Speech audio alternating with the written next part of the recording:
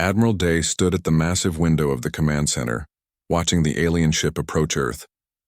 It was beautiful in a strange way. The vessel looked like a floating crystal palace glowing with soft purple light. It moved slowly through space as if it had all the time in the world. "They're here," said Ambassador Hay, stepping beside him. She was a small woman with sharp eyes that missed nothing. Today she wore her formal black suit, the one she saved for important meetings. "I can see that," Day replied. He was a tall man with gray hair and a face marked by years of war. His blue uniform was covered with medals he never looked at anymore. "How long until they dock?" 20 minutes. They sent another message. Very polite, very formal. Hay smiled, but it wasn't a happy smile. "They really think we'll just go along with this." Day turned away from the window. Behind them, dozens of officers worked at their stations. Screens showed the alien ship from every angle. Numbers and data scrolled past. Everyone was quiet, focused. They all knew what was coming. "Has everyone seen the files?" Dee asked. "Yes, sir. Every government leader on Earth and every colony governor. They all know what the Council really does to species that join them." Day nodded. 5 years ago, a human exploration ship found a derelict alien vessel floating in deep space. Inside, they discovered databanks full of information about the Galactic Council. What they learned changed everything. The Council wasn't just a peaceful alliance of alien races. It was a trap. Every species that accepted the Council's protection slowly lost their freedom. The Council controlled their technology, their expansion, their future. Within a few generations, those species couldn't survive without the Council. They became servants, not partners. Humanity would not let that happen. "Admiral, the alien ship is requesting permission to send a shuttle," an officer called out. "Granted," Day said. "Let's get this over with." 30 minutes later, they waited in the main conference room. It was a large space with a long table and Earth's flag on the wall. Through another window, they could see the curve of the planet below, blue and green and beautiful. The door opened. 3 figures entered. The one in front was unlike anything most humans had ever seen in person. Velthara was its name. It looked like a walking sculpture made of living crystal. Light moved through its transparent body in shifting colors. It had no face, not as humans understood it, but somehow it could still look down at them with contempt. "Greetings," the alien said. Its voice came from everywhere at once, musical and cold. "I am Emissary Velthara, speaking with the authority of the Galactic Council. I address Admiral Day and Ambassador Hay of the human species." "We know who you are," Hay said calmly. "Please sit." The alien didn't sit. Neither did its 2 assistants, smaller crystalline beings that stood silently behind it. "This will not take long," Velthara said. "The Galactic Council has watched your species for 80 of your years. You have spread across this region of space with alarming speed. You have claimed 47 star systems. You have built weapons of considerable destructive power. You have done all of this without permission, without guidance, without wisdom." Day kept his face blank. He had expected this kind of speech. "The Council has been patient," the alien continued. "We understand that young species often act rashly. But the time has come for humanity to take its proper place in galactic society. You are hereby summoned to appear before the Galactic Council. There you will answer for your unauthorized expansion. You will accept Council oversight of your future development. You will learn to be civilized." The room was silent. Every human in the room already knew what they would say. But hearing the alien's words still made them angry. "Learn to be civilized, as if humans were children." Ambassador Hay stepped forward. She looked tiny next to the tall crystalline alien, but she didn't seem afraid. "Emissary Velthara," she said clearly, "we have received your summons. We have considered it carefully, and our answer is no." For a long moment, nothing happened. The alien stood perfectly still. Its assistants didn't move. Even the light flowing through their bodies seemed to pause. "No," Velthara finally said. The word sounded strange in its musical voice, as if it had never spoken such a word before. "No," Hay repeated. "Humanity declines your summons. We will not appear before the Council. We will not accept your oversight. We will not submit to your authority. This is, unprecedented." The alien's voice lost some of its musical quality. It sounded almost confused. "No species has ever refused a Council summons. Not in 50,000 years of galactic civilization."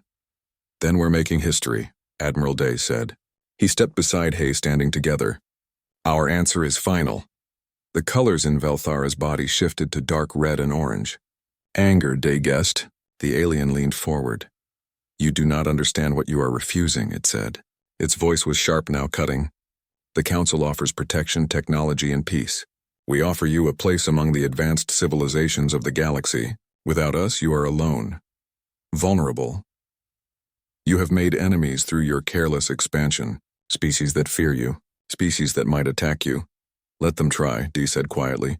You are arrogant. You are foolish! You are children playing with weapons you barely understand. The alien's voice rose, filling the room. The Council has maintained peace for millennia. We have guided countless species to enlightenment. We have prevented wars, stopped genocides, and brought order to chaos. And you, a species that only left your own planet 200 years ago, you dare to refuse us. Ambassador Hay didn't blink. Yes, we dare. Velthara was silent for a long moment. When it spoke again, its voice was cold as ice in deep space. Then you choose the consequences. The Council will take action against your defiance. Economic sanctions will be imposed. Your trade with Council species will end. Your ships will be turned away from Council space. And if you continue to resist, the alien paused. Other measures will be considered. Is that a threat? Day asked. It is a fact, Velthara replied. The Council maintains order. Those who disrupt that order must be corrected.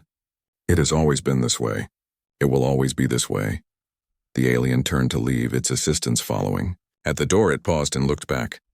I will report your refusal to the Council. They will be displeased. I hope you understand the mistake you are making. For your species' sake, I truly do. Then they were gone. As soon as the door closed, Admiral Day walked to the communications console. He pressed a button. Attention all stations, he said. His voice was broadcast to every human colony. Every ship, every outpost in human space. This is Admiral Day. Humanity has been summoned by the Galactic Council. We have refused. As of this moment, we should expect hostile action. All defense forces are to move to battle readiness. All colonies are to activate defense protocols. We knew this day might come.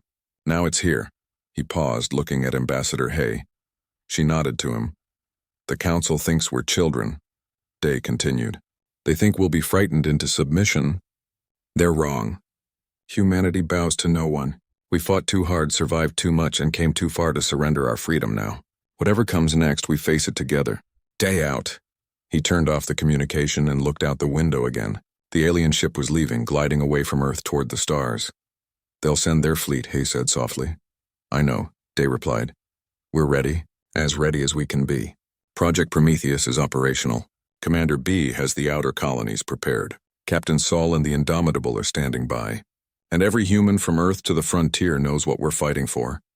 Hay stood beside him, watching the alien ship disappear into the darkness. No turning back now, she said. No. Day agreed. No turning back. In the distance, Earth turned slowly in the sunlight, unaware that its defiance had just changed everything. The Council had ruled the galaxy for 50,000 years. They had never been refused. They had never been challenged, but they had never met humanity before. The Grand Chamber of the Galactic Council was a space designed to inspire awe. It floated in the center of the Council core world, a massive sphere of transparent crystal that showed the stars beyond. 12 thrones sat in a circle, each one crafted for a different species. Each throne held a representative of the most powerful civilizations in the galaxy. Today, all 12 thrones were occupied. That alone told everyone how serious this was. The full council rarely met in person. Emissary Velthara stood in the center of the circle, its crystalline body dimmed with what might have been shame. It had just finished its report. Council Prime Thalorn sat on the highest throne. He was an ancient being, over 600 years old, from a species that looked like tall, thin trees with flowing branches that moved like arms. His bark-like skin was dark with age, and his voice creaked like old wood. Let me understand this clearly, Thalorn said slowly. You presented the humans with a formal summons. You explained the honor being offered to them. You warned them of the consequences of refusal. And still, they said no. Yes, Council Prime, Velthara replied. The human ambassador was quite clear. They will not submit to council authority. Murmurs rippled around the circle. Several council members shifted in their thrones. One, a being made of living liquid contained in a transparent suit, bubbled with agitation. This is madness, declared Council Member Drex, whose species resembled armored insects the size of humans. His voice clicked and buzzed. No species refuses the Council, not ever. This cannot stand. I agree, said another Council member. This one a floating brain-like creature surrounded by energy. If we allow this defiance to go unanswered, other species might follow their example. The entire structure of galactic order could collapse. Tylorn raised one branch-like arm, calling for silence. War Mistress Kirval, what is your assessment of the human military capabilities? From a throne that looked like carved battle armor, a figure stood. Kirval was a warrior from a species that had conquered 3 neighboring systems before joining the Council 2,000 years ago. She was tall and covered in natural armor plates that gleamed like polished metal. Her forearms crossed in a gesture of confidence. The human military is primitive but extensive, she reported. Our intelligence shows approximately 80 warships of various classes. They use kinetic weapons, chemical propulsion, and nuclear explosives. Their technology is crude but functional. Their tactics are aggressive and show little regard for elegant combat. How many ships can we deploy? Tylorn asked. The enforcement fleet numbers 300 vessels, Kirval replied, all equipped with plasma weapons, energy shields, and gravity drives. We have not deployed this fleet in combat for over 400 years because we have not needed to. Our mere presence has always been sufficient to ensure compliance. Then we will deploy it now, said Council Member Drex. 300 ships against 80 primitive craft.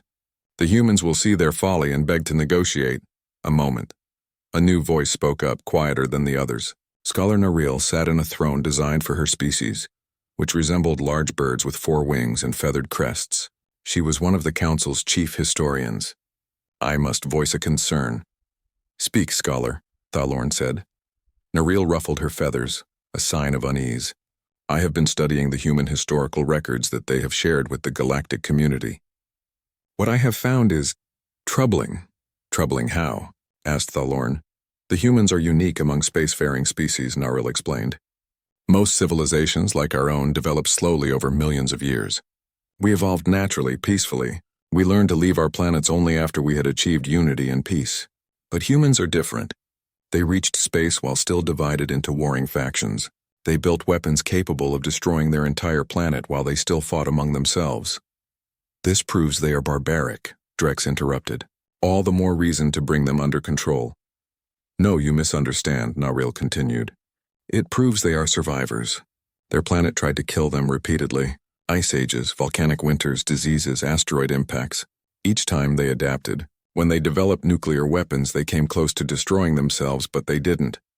They survived, and then they continued to develop war technology, even as they expanded into space. Every one of their colonies is armed. Every civilian ship carries weapons. They think like warriors because they have never known true peace. Your point, Scholar? Tylorn's patience was wearing thin. My point is that we should not underestimate them, Naril said firmly. They went from splitting the atom to faster than light travel in only 200 years. That rate of advancement is unprecedented. We do not fully understand their technology because they developed it independently, without following the standard paths. They might surprise us. War Mistress Kirval laughed, a sound like clashing metal. Scholar, I respect your learning, but you understand books, not war. I have commanded fleets for 2 centuries. 300 ships against 80 is not a battle. It is a demonstration. The humans will see our power and submit. There will be no war because they cannot win a war. They survived a world war that killed millions, Naril pressed. They survived when their own planet turned against them. They might not think in terms of winning. They might only think in terms of making us regret attacking them. Enough debate, Tylorn said, his voice carrying the weight of authority. We have maintained order in this galaxy for 50,000 years. That order is built on respect for the Council. If the humans defy us and face no consequences, then other species will begin to question. Within a generation, the Council's authority will crumble. We cannot allow this. He looked around the circle, meeting the gaze of each Council member in turn. The humans must be taught their place, he continued. Not destroyed, mind you. They are a young species with potential. But they must be shown that defiance has costs. We will send the enforcement fleet to human space. We will blockade their homeworld. We will cut off their colonies. And when they see that resistance is futile, they will agree to negotiations on our terms. This is how it has always been done. This is how it will be done now. I propose a vote, said Council Member Drex. All in favor of deploying the enforcement fleet to enforce compliance from the human species? 11 hands, branches, tentacles, and appendages rose in agreement. Only Scholar Naril kept her wings folded. The vote is decided, Thalorn declared. War Mistress Kirval, you will take command of the enforcement fleet personally. Proceed to human space. Establish a blockade of Earth. Make it clear that we do not wish to harm them, but we will if necessary. They have 1 Earth week to agree to Council authority. If they refuse, you are authorized to destroy military targets until they comply. Kirval bowed, her armor plates clicking together. It will be done, Council Prime. The humans will learn that there is no profit in defying the Council. She turned to leave, her confidence absolute. She had commanded fleets before. She had never lost a battle. This would be simple. As the Council chamber began to empty, Scholar Naril approached Council Prime Thalorn. The ancient being was examining star charts marking the route to human space. Council Prime, she said softly, I must register my concerns one final time. Your concerns are noted, Scholar, Thalorn replied without looking up. But they change nothing. The humans must submit or face the consequences. It is that simple, is it? Naril asked. In all my years studying galactic history, I have learned one thing. When a species refuses something they know will bring overwhelming force against them, it means they believe they have a chance. Or worse, it means they have something we don't know about. Now Thalorn looked at her, his ancient eyes sharp. You think the humans have a secret weapon? I think the humans are not fools, Naril said carefully. They knew we would respond with force. They refused anyway. That suggests either suicidal arrogance or hidden strength. I know which one my instincts suggest. Your instincts are noted, Thalorn said, but his voice was gentler now. But the decision is made. The fleet departs in 6 hours. In 2 weeks, this will all be over. The humans will join the Council like all species eventually do. Peace will be maintained. Order will continue. Naril bowed and turned away, spreading her wings. As she flew toward the exit, she thought about the human historical records she had read.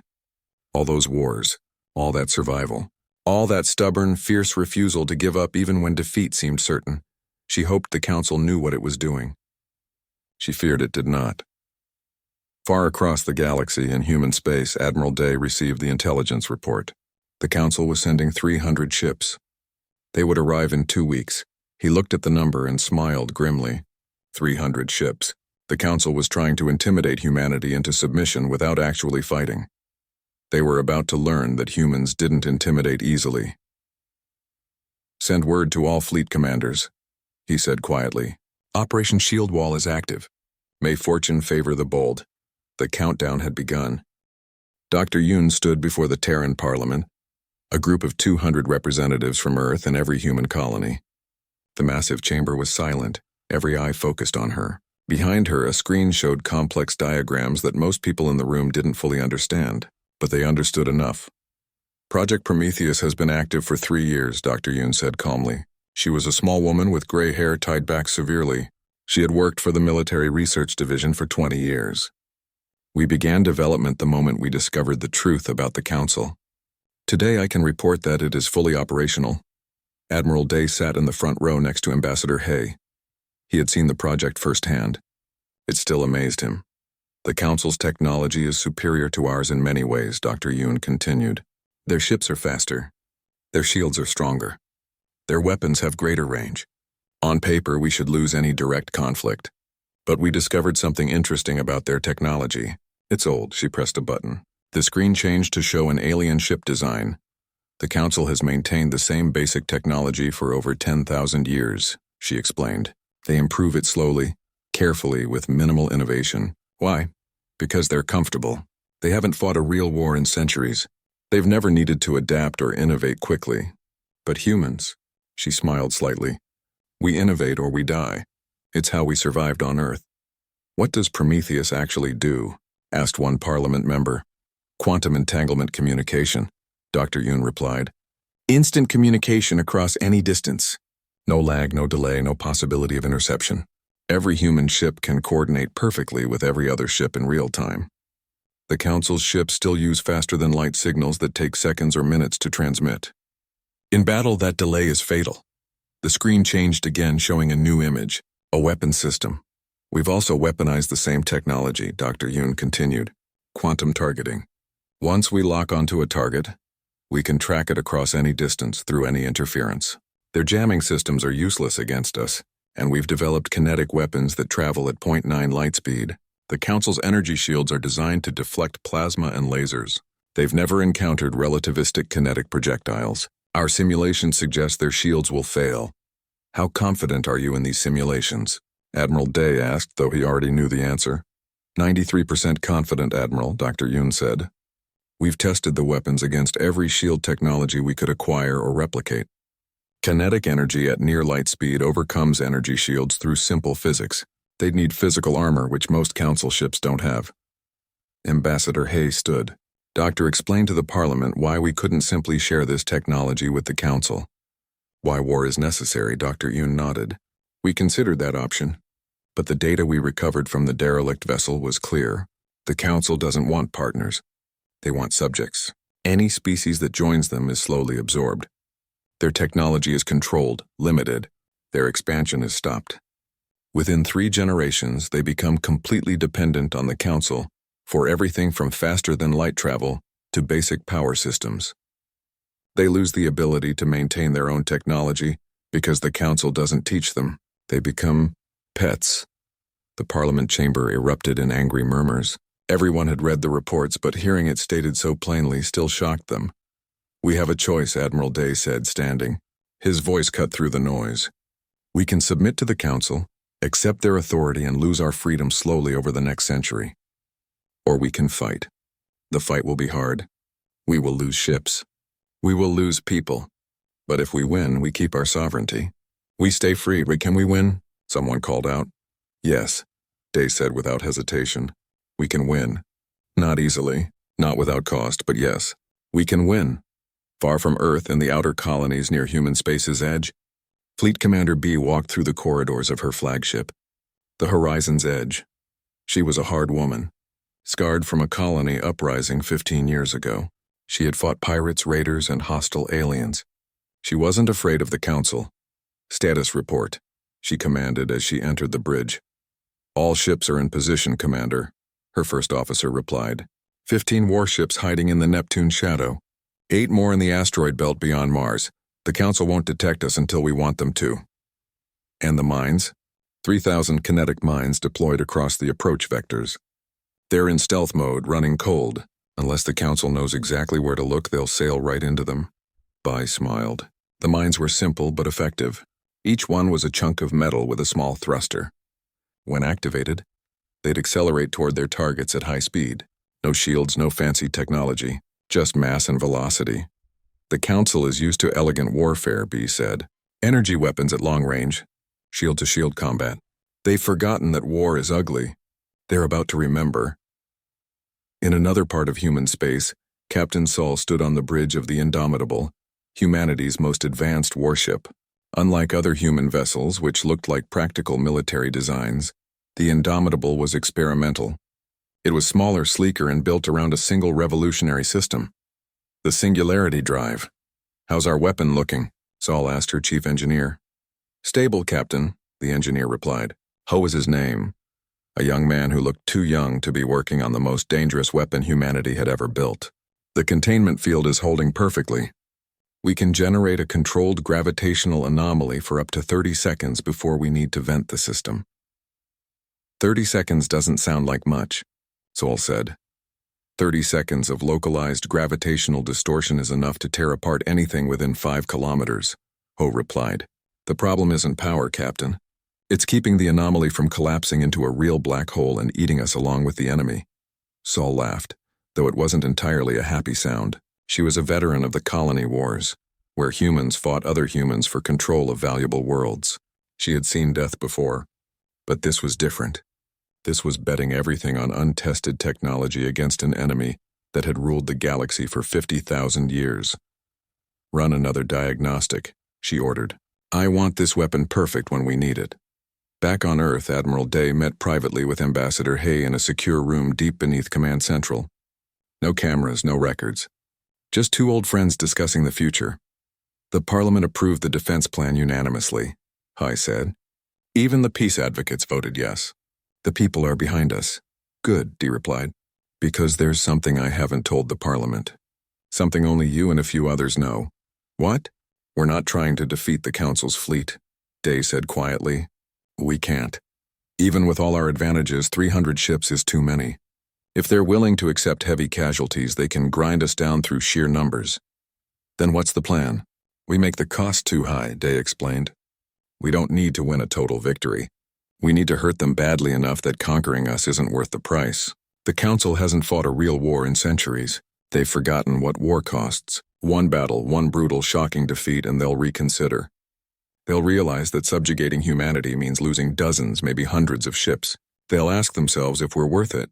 And if that doesn't work, he asked, then we fight until we can't fight anymore. Day said simply, but it will work. The Council is arrogant.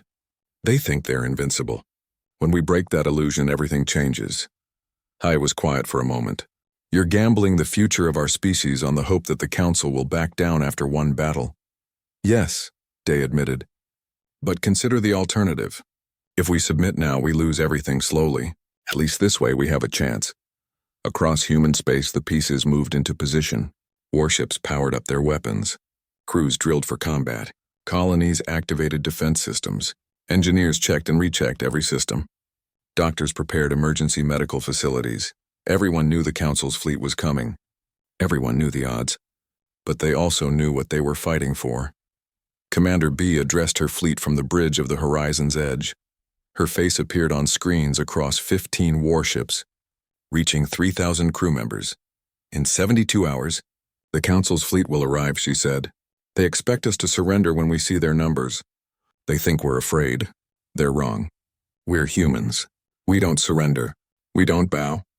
And we sure as hell don't let anyone tell us we're not free. She paused, letting her words sink in. This battle will be hard, she continued. Some of us won't survive it.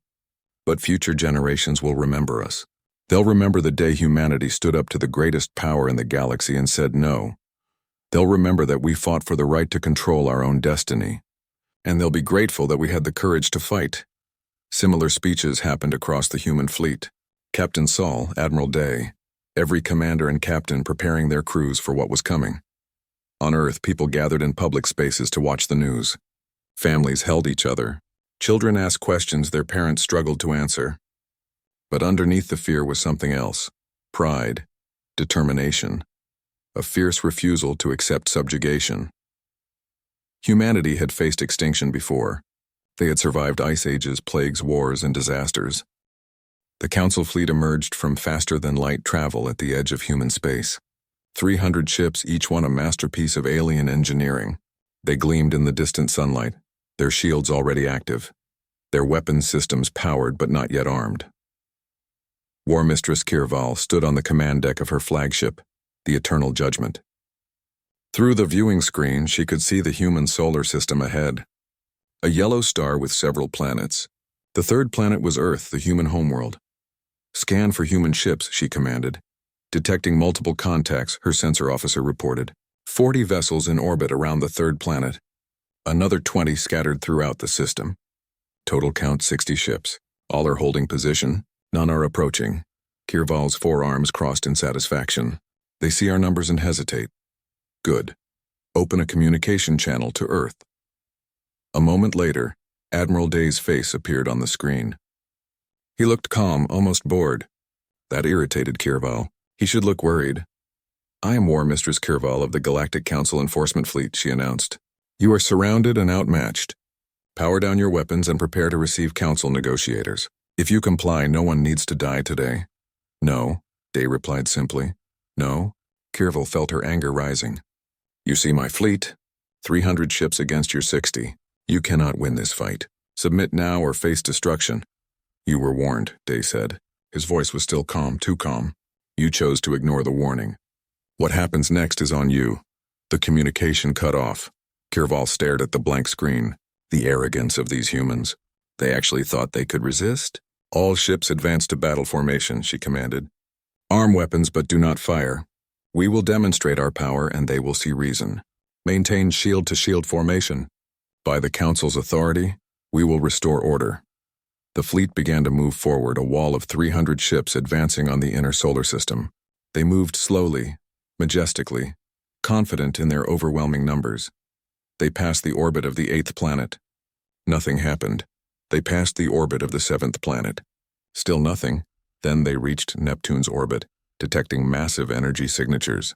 The sensor officer suddenly shouted, "Multiple ships emerging from planetary shadow. 15 contacts, human design, weapons hot." Commander B's voice echoed across her fleet. "Fire everything." 15 human warships opened fire simultaneously. But they weren't using energy weapons. They were using kinetic kill vehicles, projectiles accelerated to 90% of light speed. The relativistic projectiles crossed the distance in seconds. The Council's energy shields, designed to deflect plasma and lasers, simply couldn't handle the sheer kinetic energy. It was like trying to stop a bullet with a light beam. The first wave of projectiles punched through the shields of 20 Council ships. The impact was devastating. Ships didn't explode cleanly. They shredded, broke apart, spilled atmosphere and debris across space. Shields ineffective. The sensor officer screamed. Multiple ships destroyed. "Impossible!" Kirval shouted. "Return fire! All ships target those vessels." But the human ships were already moving, scattering into different vectors. Their coordination was perfect, like they were all controlled by one mind. The Council ships tried to target them, but their targeting systems kept losing lock. "They're using some kind of jamming technology," another officer reported. 3,000 kinetic mines scattered across the approach vector and waiting in stealth mode, suddenly activated. They accelerated toward the Council fleet, small chunks of metal moving at tremendous speeds. More Council ships died. The mines weren't accurate, but they didn't need to be. Against 300 ships in tight formation, even random impacts were deadly. "Break formation." "Scatter," Kirval commanded. But breaking formation meant losing the protective overlap of their shields. It meant creating gaps, and the human fleet exploited every gap. More human ships appeared from the asteroid belt. Commander B's strategy was working. The Council expected a traditional battle, shield to shield at medium range. Instead, they got ambush tactics, kinetic weapons, and an enemy that refused to fight fair. "We've lost 40 ships," Kirval's tactical officer reported. His voice shook. "The humans are using weapons we can't defend against." Kirval felt something she hadn't felt in decades. Fear. No, she pushed it down. The Council fleet was still superior in numbers. They could still win. "All ships focus fire on the human vessels," she commanded. "Ignore the mines. Use plasma cannons full power. Burn them out of space." The Council fleet began to return fire properly. Purple and blue plasma bolts streaked across space. Several hit human ships. Shields flared and died. One human destroyer exploded, its reactor overloading. But for every human ship destroyed, 3 Council ships died. "The humans moved too fast, coordinated too well, hit too hard. New contact," the sensor officer shouted. Single ship approaching from solar north. Unknown configuration. Captain Saul watched the battle unfold on her screens. The Indomitable had been waiting, positioned above the plane of the solar system where no one would look. Now it was time. "Take us in," she ordered. Full speed toward the center of their formation. "Captain, that's suicide," her first officer protested. "It's victory," Saul corrected. "Trust me. And trust the ship." "Oh, how's our weapon?" "Singularity drive is ready," the engineer replied. His hand shook slightly as he worked the controls. "We can generate the anomaly on your command." The Indomitable accelerated, moving faster than any Council ship could match. Its experimental engines pushed it to speeds that would have torn apart a normal vessel. It dove straight toward the center of the Council fleet. "They're firing on us," the tactical officer reported. Plasma bolts surrounded the ship. "Evasive maneuvers," Saul ordered. "Get us within 5 kilometers of their flagship." The ship twisted and turned, avoiding most of the incoming fire. A few hits struck the shields, but the Indomitable was built to take damage. It pushed through. 3 kilometers from the Eternal Judgment, Saul gave the command. "Activate the Singularity drive, now." Ho pressed the activation sequence. Deep in the heart of the Indomitable, contained within the most advanced magnetic fields humanity could design, a tiny point of compressed space-time began to form. It was microscopic, lasting only seconds before it would collapse. But for those seconds, it was as close to a black hole as humanity could create without actually making one. The gravitational anomaly appeared directly in the center of the Council fleet. Every ship within 5 kilometers suddenly felt an impossible pull. Their own shields and engines fought against it, but gravity didn't care about shields. Ships began to crumple, metal twisted. Hulls compressed. 10 Council vessels were simply crushed in seconds, pulled into a space too small for them to occupy. The anomaly collapsed. The Indomitable vented superheated plasma from its engines, barely maintaining containment. But it had worked. The Council fleet broke. Ships that moments ago had been advancing in military precision now scattered in every direction, trying to escape the zone where their fellow vessels had just been destroyed. All fleet, press the attack. Admiral Day's voice rang across human communication channels. Don't let them regroup. Every human ship surged forward. More kinetic weapons fired. More Council ships died. The battle that was supposed to be a demonstration of Council power had become a slaughter. On the Eternal Judgment, Kirval stared at her displays in horror. She had commanded fleets for 2 centuries. She had never lost a battle. But she was losing this one. Casualty report, she demanded, her voice hollow. 114 ships destroyed, her tactical officer replied. 47 more damaged. War Mistress, we must retreat. If we stay, they'll destroy us all. Kirval wanted to refuse, wanted to order the fleet to hold position, to fight to the last ship, but she had a responsibility to her crews. The Council needed to know what happened here.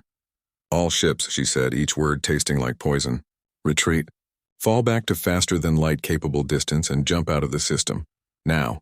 The Council fleet turned and ran. Human ships pursued them, picking off stragglers, destroying any vessel too damaged to keep up. By the time the Council ships reached safety and jumped away, only 186 remained out of the original 300. The Battle of Terra's Gate was over. It had lasted less than 3 hours. The Council had lost over 100 ships. The humans had lost 7. On Earth, people watched the battle through remote cameras and sensor feeds. When the Council fleet retreated, the entire planet erupted in celebration. Cheers echoed through streets. People embraced strangers. Fireworks lit up the sky. On the bridge of the Defiance, Admiral Day allowed himself a small smile. Then he opened a channel to all human forces. Well done, he said simply. Very well done. But stay alert. This was one battle. The war may not be over. Captain Saul guided the Indomitable back toward Earth, the ship's engines running hot but functional. She thought about the Council ships they'd destroyed. Thousands of aliens dead. She felt no joy in that, but no guilt either. They had come to conquer humanity. Humanity had defended itself. Commander B counted her ships. 15 had entered the battle. 13 remained. 2 had been destroyed, their crews lost. She would remember them. They had died free. 3 months after the Battle of Terra's Gate, the galaxy was very different. Council Prime Thalorn sat alone in his private chambers, reviewing reports. Each one was worse than the last. The Kelvin species, members of the Council for 3,000 years, had formally requested autonomy. The Draxi colonies were refusing to pay tribute. Even the Tauren, among the Council's oldest allies, were questioning the Council's authority, all because of the humans. A soft chime announced a visitor. Enter, Thalorn said wearily. Scholar Naril entered, her feathers ruffled with concern. Council Prime, I bring more news. The Halos Union has withdrawn its ambassador. They say they wish to reconsider their relationship with the Council. Of course they do, Thalorn replied bitterly. Why should they respect us now? We sent 300 ships to subjugate one species, and we lost. The humans defeated us with 1/3 of our numbers. Every species in the galaxy knows it. They all watched it happen. The humans broadcast the battle to anyone who would listen, Naril said. They wanted the galaxy to see. And now the galaxy questions us. Thalorn's branches trembled with frustration. 50,000 years of peace and order undone by one battle. Perhaps it was not peace, Naril suggested gently. Perhaps it was just the absence of anyone strong enough to resist. Thalorn looked at her sharply. But he said nothing because he knew she was right. The humans have sent another message, Naril continued. They request a meeting. Not to submit. To negotiate. Negotiate what? They did not say. But Ambassador Hay specifically requested that you attend personally. She said, and I quote, "It's time the Council learned what partnership actually means." Thalorn was quiet for a long moment. Finally he stood. Arrange the meeting. Neutral ground. And Naril? I want you there. Your warnings about the humans were correct. Perhaps your counsel on how to deal with them will be as well. The meeting took place on a small station in neutral space, exactly halfway between council territory and human space. The station was run by independent traders, beings who answered to no government. It was as neutral as anything in the galaxy could be. Ambassador Hay arrived first, accompanied only by Admiral Day and a small security detail.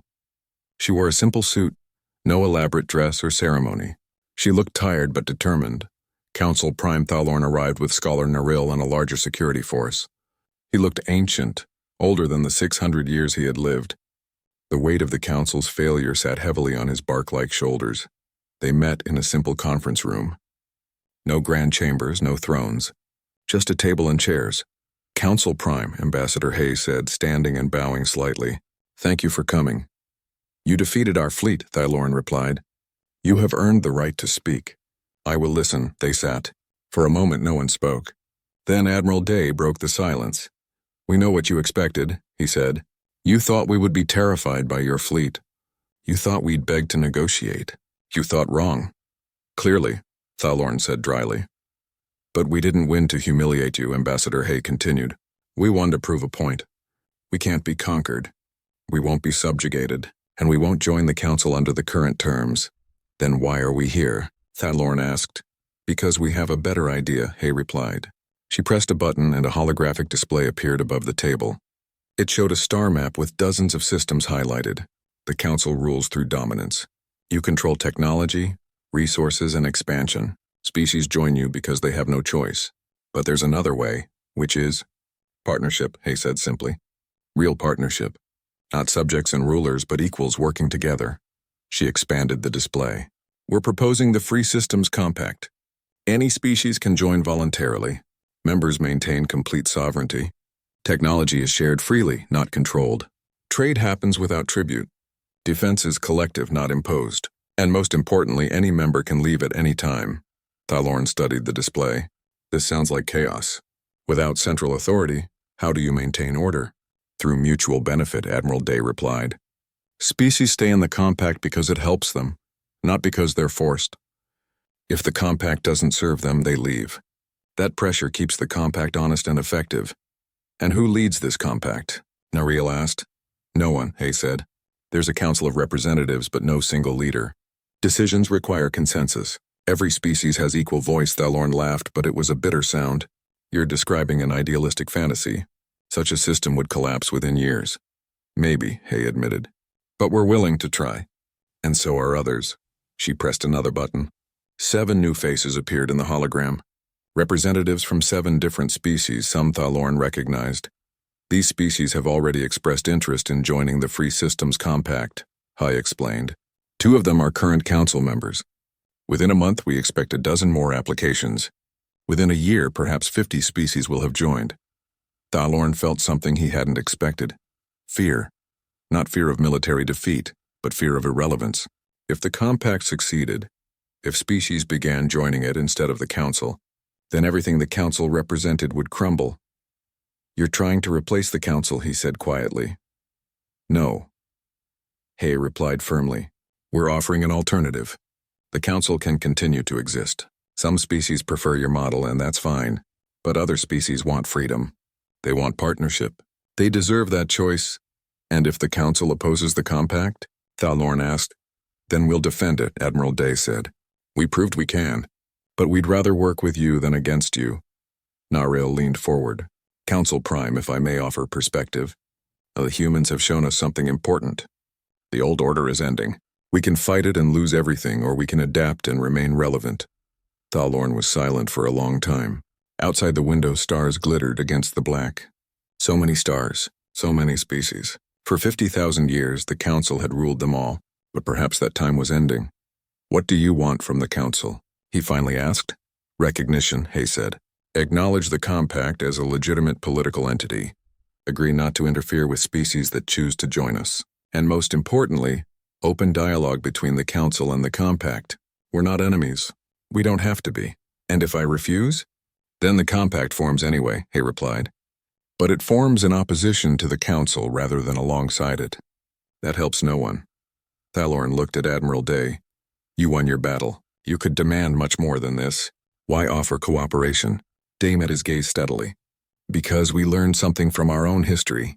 Military victory is temporary, but building something better, something that lasts, that requires cooperation. We beat you on the battlefield. Now we're offering you a chance to build something new together. For the first time in months, Thalorn felt something like hope. These humans were young, arrogant, and dangerous, but they were also honest in a way the Council had forgotten. I cannot promise the Council will agree, he said slowly. Many members still want to respond to our defeat with more force. Then help them understand, Nareel urged. The humans proved they can defend themselves. More force will only cost us more ships and more respect. But cooperation, adaptation, that might save the Council. Thalorn thought about his 600 years of life, about the countless species he had watched join the Council, about the order he had helped maintain, and he thought about War Mistress Kirval, who had returned from battle broken and ashamed. I will bring your proposal to the Council, he said finally. I cannot promise they will accept, but I will argue for it. You have shown us that the galaxy is changing. Perhaps it is time we changed with it. Ambassador Hay smiled. That's all we ask. 6 months later, Captain Saul stood on the bridge of the Indomitable, now flagship of the first deep space exploration fleet. Around her, 12 other ships prepared for departure. Their mission was to explore beyond known space, to find isolated species and offer them knowledge of the compact. All ships report ready, her first officer said. Then let's go make some new friends, Saul replied. The fleet jumped to faster than light speed, disappearing into the unknown. On Earth, Admiral Day stood at the same window where he had watched the Council's emissary arrive months before. He was older now, planning to retire soon. His children would carry on. The next generation would build on what his generation had defended. Thinking about the future, Ambassador Hay asked, joining him. Always, Day replied. Did you hear? The Council formally recognized the compact yesterday. Thalorn convinced them. I heard. 19 species have joined us now. More applications every week. And the Council? Adapting, slowly. Some species are leaving them, but others are staying. Scholar Nareel is leading a reform movement within the Council. They're trying to become less controlling, more cooperative. Day smiled. We didn't destroy them. We changed them. Better outcome. Hay agreed. They stood together in comfortable silence, watching Earth turn below. A planet that had refused to kneel. A species that had chosen freedom over comfort. And now, a future that was uncertain but filled with possibility. Do you think it will last? Hay asked. The compact? This new order? I don't know, Day admitted. But we gave them a chance. That's all we can do.